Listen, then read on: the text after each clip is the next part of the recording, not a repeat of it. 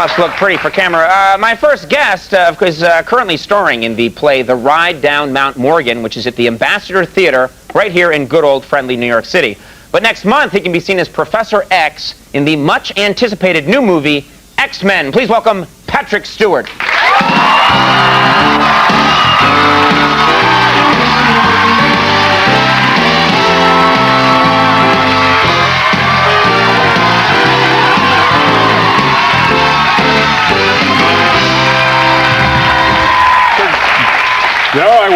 There I was in the elevator, and I had this tingling sensation all over me. You know, I was going back out onto the street. I didn't know you had that technology on your show. Yeah, we like to beam you in whenever we can. Yeah. We do the best we can. How wide a range do you have with that equipment? I mean, it's NBC equipment. It's pretty crappy, yeah. It's not the good stuff.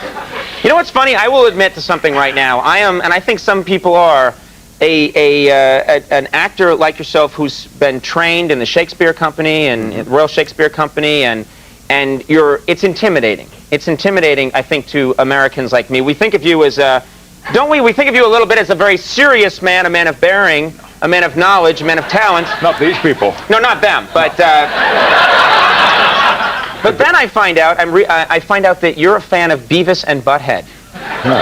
You are. Sure. Yeah, you are. Yeah. Which is fine, but I would not have guessed that about you. Well, you smiled as you said that. I was mocking you. Yeah. There was an undertone of mockery about it. The fact is that Beavis and Butthead is probably one of the most serious programs on television. It will, in history, looking back on the end of the 20th century, the beginning of the 21st, we'll look on Beavis and Butthead as one of the cultural phenomena, you know? Oh. You had Gore Vidal, Arthur Miller, Beavis and Butthead, you know? I'm partially serious about that. You are. And so you watch it and you snicker along with everyone else. I think it's tremendously funny, but I think it also has a lot to say about contemporary juvenile life. And the fact is, I knew guys like this when I was growing up. Really? Oh, sure. In England, they had a Beavis and Butthead running around? Well, it was a British version of Beavis and Butthead, but they were real. A lot of the guys that I ended up with were, pretty unpleasant people. And so if nothing else, it reminds me of how lucky I am not to be there anymore. Right. Very nice. They're going to love it when we rebroadcast the show in England, by the way. I know. That will be edited out. Yeah, we're going to take that out. I have friends in high places that will never be heard again. It will be replaced with an advertisement for tea or something. Something friendly. I saw you on the news. I don't know when this was. Was this 2-3 months ago? I saw you on the news. There's a news story. Bill Gates was launching the new Microsoft Windows 2000. Windows 2000. Yeah. He's launching it, and he's up on stage. You're standing next to him. He's telling jokes, and you're laughing along. What was that all about? You think I wouldn't have laughed? Yeah, that's right. If the richest man in the world is telling jokes and you don't laugh? Yeah, right. Yes, I laughed. Oh, boy, did I laugh. What did you...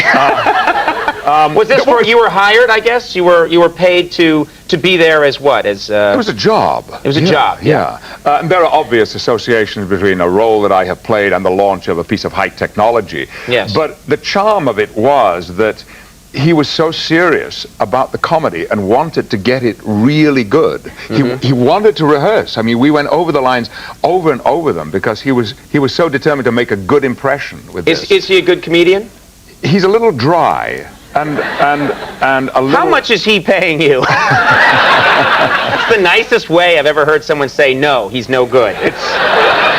The answer to the payment question is it's never enough, no matter what. I'm sure it was enough. Yeah. He was delightful, but there is a certain kind of frisson that surrounds a man simply because of what he represents in terms of wealth. When a guy is worth, what is he worth? He's worth how many $1 billion? 60 billion, 70? But who's counting? Yeah. Yeah. That woman's very aware. Yeah. It's 60, by the way. I just think when you meet someone like that, but then what would be so absurd is he's worth 60, 70, 80 billion dollars, but he sort of talks like this, doesn't he? He kind of has that going on. Well, I think that's charming. The way he dresses. Of course you do. And you know what? I think it's charming too. No, you don't. Where's my money? Nobody believes you. I want my check. Yeah. But it went well, and you've made a friend now, and he can follow you through life. You're here in New York City now, and I would think this has got to be, it's very different living here, I would think, because in this city we pile people one on top of the other, and a ton of people living on the island of Manhattan. Does that feel too close and cramped to you, or do you enjoy this kind of No, living? it doesn't. I grew up in a working class community in northern England, and we all lived very closely together. You know, if somebody breathed in the next house, you heard them. And it has its downside, that you had no privacy or very little privacy, but also people were there for you too. If you had any problems, there were always neighbors who could help 24 hours a day. So I was very familiar with that, and I like the closeness and proximity of humanity that you meet in New York, especially you step out of the hotel or step out of an apartment building. I like the way you said that, humanity. I like that. It was cool. I can't say it like that. You're mocking me again. No, I'm not. I like. No, I was not. I was liking the way I have the voice of a 14-year-old boy, and I wish I could talk like that. That sounds cool to me. Cigarettes and whiskey. All right. And there will be no charge for that. No. So you don't mind it? You don't mind living in the high rise here? You know, in fact, I always insist on living as high as possible, because it seems to me if you're going to be in New York, you need to see New York. One of the great things about this city is its panorama and its architecture, the scale of the city. When I walk into my apartment, I look down the corridor out of a window, and I can see, 50 blocks south of me, I can see the Empire State Building, and every time I see it, it gives me a thrill. Yep. And I think sometimes maybe there's somebody on top of the Empire State Building looking north and saying, every time I look out of my window, I can see Patrick Stewart's apartment, and it gives me such a thrill. Do you think that's possible? There is such a person? Yes, I do. It means so much to me to hear that. Powerful binoculars. Have you tried that, by the way? That's a real thrill here in the city. Well, it's a requirement. Sure, I have binoculars. You like to look around? It is. No. Let's talk about this openly, because how can you resist the temptation? You have binoculars in your apartment, Sure, don't you? Yeah. I have them around my neck all the time. And yes, it's true. You know, in my case, I should make this clear. I'm an actor. So when I lift up the binoculars and look into a neighbor's window, what I am doing is research. There is... Nicely said. You see, That's nice. it's true. There's nothing really voyeuristic about that. No, not at all. No. But, you know, it's open season. You leave your blinds open, your curtains undrawn. Right. You're inviting someone like me to look in. And it is part of the charm of life in Manhattan. Very nicely said. Yeah, and I, as a comedian, need to see how people undress and to observe the way that... What kind of binoculars do you have, by the way? I have the I-80s. They're amazing. They're it's amazing. You know what? Technology. Telescopes really are the thing, of course. You can get much more power with telescopes. We should talk. We'll compare equipment. We sure will. Well, I'm not sure about that.